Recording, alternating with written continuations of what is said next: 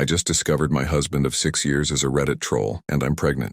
He left the browser open on our laptop after he went to work this morning. I go to work after, so I usually hop on and do my own things on my real account. Today, however, I was disgusted at what I found. My husband is a troll, a really nasty troll. He leaves horribly mean comments to all kinds of people. They're filled with racist slurs, awful insults. He tears into fat people, ugly people, etc. He loves to troll around places like progress pics to discourage people, etc. He sent PMs to people to call them names, calls women who post on Gone Wild sluts and holes, etc. I was horrified, completely horrified. My husband is a nice gentleman who is supportive and kind. In our 9-year relationship, we fought 3 times total. I never thought this is a behavior he would take part in, but this is something else. It made me wonder what else he did on the internet, so I looked at the browser history to find him also harassing teenagers on Tumblr, telling them to unalive themselves, calling cute girls ugly and fat and stupid, etc. It horrified me to think this was the man who could be raising our daughter with me in a few months. I understand trolling can be fun. We've all laughed at Ken M once or twice, but this goes far beyond what I ever imagined. I don't know how to look at him. I've lost respect for the man I looked up to and admired. Good men don't tear each other down. People don't do that in general. I don't know what to do. I want to bring it up to him, but I don't know how to do it without him automatically getting defensive and spouting off the same lines you hear from people. Get a thicker skin.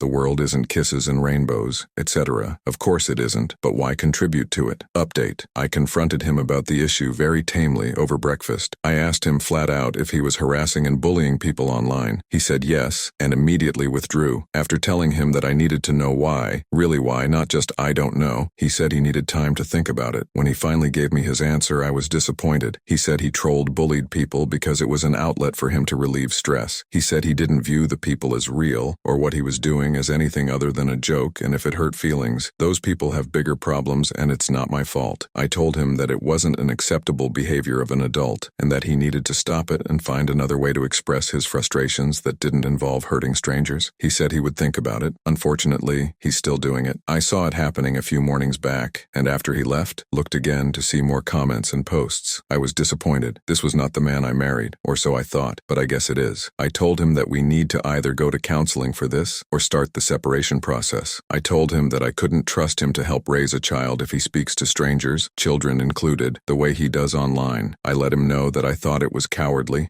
pathetic, and that I have lost a lot of respect for him. I knew this would be abrasive and hurtful, and I don't like that I had to tell him that, but I cannot look at him the same way. We haven't had seg, have barely touched. I cannot see my husband as a loving, gentle man. I'm not afraid of him, but I am disgusted with his behavior. This is the sort of thing children do. I made an appointment for counseling for myself over this. Unfortunately, he told me that he wouldn't be going to counseling because there's nothing wrong with what he's doing, and he deserved to have his me time and release his emotions, and because I want to protect my child myself, I have asked him to leave the house. He's staying with some friends, but I don't think this will lead to a reconciliation. I'd hoped this story would have gone another way.